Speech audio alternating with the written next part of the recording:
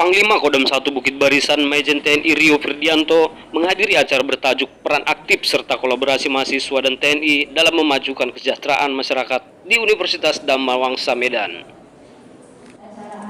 Panglima Kodam 1 Bukit Barisan Majen TNI Rio Firdianto juga membantah adanya indikasi kembalinya dui fungsi ABRI kepada awak media. Pokoknya minimal 2 jam, kurang lebih dengan jalan yang tidak bisa dilalui oleh kendaraan bermotor, dia harus jalan kaki. Kemudian kalau makanya sebenarnya wajar lah, kayak bulan waktu itu bulan Januari kalau nggak salah. Memang sampai hari ini, alhamdulillah hari ini kami dapat bantuan dari KSR, dari IMIP itu smelter nikel terbesar di Indonesia. Saya lapor sama pemiliknya. Hari ini Kodam 1 Bukit Barisan sudah mengakomodir dan dibantu sama masyarakat. Kami sudah lapor ke Pemda, sedang melaksanakan pembangunan jalan sepanjang 4 km dan Bapak Presiden membantu jalan yang 8 kilo. Beliau membantu 1, miliar. Kalau tidak salah Pak Poli semuanya akhirnya dengan seluruh saran pertahanannya dimana 3 miliar. Namun ternyata tidak sesimpel itu Pak. Kalau Presiden sudah memerintahkan, prosesnya harus ke Kementerian Keuangan dan lain-lain seperti itu. Jadi akhirnya hari ini masih berproses. Saya sudah perintahkan Pemda nanti koordinasi dengan Pemda untuk pembuat jalan sederhana. Ya, kita buat jalan kilometer supaya kita bisa dilalui oleh motor kendaraan roda 2 atau mobil-mobil pickup untuk membantu masyarakat. Karena kasihan kalau kita bilang makanya makan bergizi gratis ini ternyata program Bapak Presiden yang luar biasa. Saya baru tahu setelah kami buat makan bergizi gratis per ekor dengan adik-adik mahasiswa kelas ini. Kalau mau gabung dengan Kodam 1 bisa, kami tiap hari bikin itu. Nanti ada Asker, Andrian, itu orang ini Pak, ini Pak, ini komandannya. Jadi Andrian, jadi yang paling gampang. Nah, ini kalau Andrian yang ngurusi makan bergizi gratis. Kami punya satu truk yang bisa tiap hari keliling ke sekolah-sekolah. Nanti kalau udah ngomong tracingnya Panglima terkait sosialisasi. Jadi kami melakukan silaturahmi ya ke beberapa perguruan tinggi, salah satunya Universitas Dhamma dalam hal ini diinisiasi oleh BEM-SI Sumut. Ya, BEM-SI Sumut kita berdialog dengan mahasiswa, kami menjelaskan tentang hal-hal yang perlu diketahui oleh mahasiswa. Salah satunya adalah tentang revisi Undang-Undang TNI yang sudah disahkan oleh DPR RI pada tanggal 20 Maret yang lalu. Jadi kita jelaskan esensi dari revisi Undang-Undang TNI yang hari ini menjadi polemik, diskusi dan beberapa silang pendapat lah ya di masyarakat. Kita jelaskan bahwa hal-hal yang direvisi adalah hal-hal yang tidak berkaitan ataupun mungkin tidak terlalu mengganggu sebetulnya masalah di kemasyarakatan. Memang merupakan sesuatu yang perlu dikerjakan, contohnya masalah cyber warfare, ya, bagaimana mengatasi cyber, sehingga ada penambahan poin dalam pasal operasi militer selain perang, yaitu perang cyber, ya, bagaimana tentara atau TNI cyber, kemudian bagaimana TNI membantu penanganan atau penyelamatan warga negara Indonesia yang ada di luar negeri. Kemudian ada beberapa kementerian dan lembaga yang ditambahkan. Itu juga saya jelaskan bahwa secara umum tidak mengganggu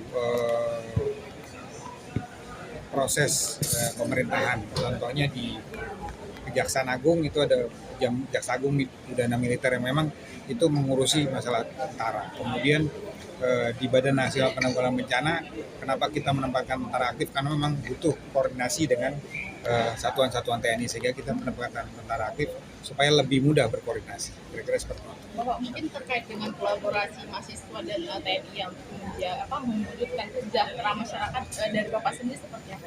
Tadi saya jelaskan kepada adik-adik mahasiswa, kepada pihak universitas bahwa kami salah satunya contoh kita punya kegiatan makan bergizi gratis mendukung kegiatan Bapak Presiden. Kemudian kemarin kami kegiatan di Nias, kita ada membantu sekolah yang selama 1 bulan tidak bisa didatangi oleh gurunya karena kendala alam.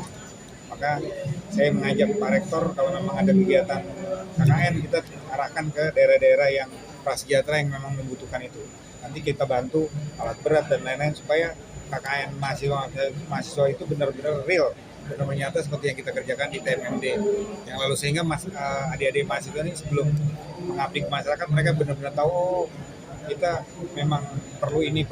Mereka tahu betul kondisi masyarakat yang dihadapi. Hari ini tadi saya sampaikan ke seluruh audiens bahwa di Deli Serdang saja banyak masyarakat adik-adik siswa SD itu yang belum sarapan pagi sampai dengan siang dan tidak bawa uang jajan. Jadi memang program prioritas Bapak Presiden ini perlu kita dukung bersama. Nanti tinggal kita berikan saran ke pemerintah mana daerah-daerah yang memang perlu. Mungkin ada tempat-tempat yang masyarakatnya sudah cukup, sudah yang orang tuanya sudah mampu untuk memberikan sarapan sebelum mereka sekolah. Tapi yang seperti di Nias, daerah-daerah terpencil itu saya pikir itu sangat penting. Jadi Pak Pangdam, untuk situasi terkini jalan yang di lokasi Nias itu berapa kilometer lagi? Ada 2 jalur yang pertama yang kita sedang perbaiki bersama Pemda, ada bantuan dari beberapa KSR pengusaha itu 4 km.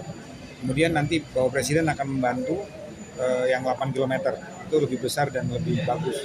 Hanya memang butuh proses karena memang ada proses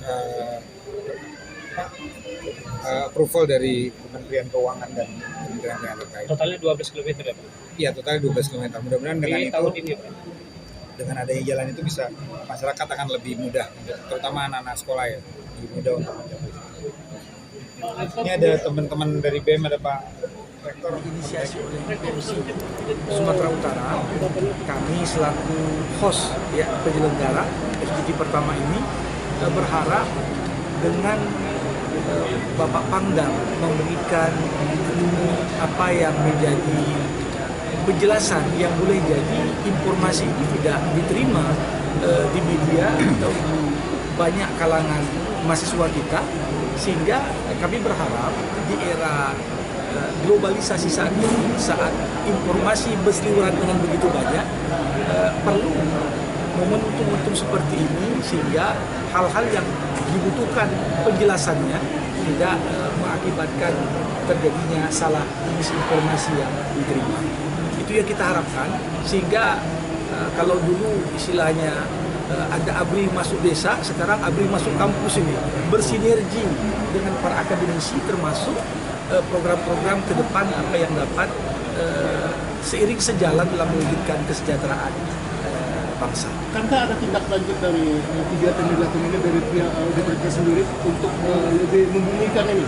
Ya, pertama ini seperti tadi tawaran yang sudah disampaikan oleh Bapak Pangdam, kami secara internal nantinya akan berkoordinasi tentang peluang KKN di daerah-daerah yang tadi sudah direkomendasikan. Ini salah satu cara kami kira bagian dari tindak lanjut. Selain itu tentunya kami sangat berharap selama ini dalam kurikulum kita juga kan sudah ada yang namanya Wasbang, wawasan kebangsaan, kemudian juga bagian dari program Kampus Merdeka, Bela Tanah Air. Nah, boleh jadi konkret ke depan bagaimana program-program tersebut dengan koordinasi dengan lebih apik bisa berjalan juga, sehingga jiwa patriotisme dari para mahasiswa kita juga tidak mudah untuk diprovokasi oleh pihak-pihak luar yang kadang-kadang justru membawa dampak yang negatif. Terima kasih. Ada koordinator BMC. Kegiatan kami ini membahas tentang mendiskusikan tentang RUU TNI, gitu Bang. Itu aja sih. Acara ini menjadi momentum penting mempererat kolaborasi antara TNI dan kalangan akademisi, khususnya mahasiswa dalam membangun masa depan bangsa yang lebih sejahtera dan aman. Dari Medan, Junedi, tubinnews.com melaporkan.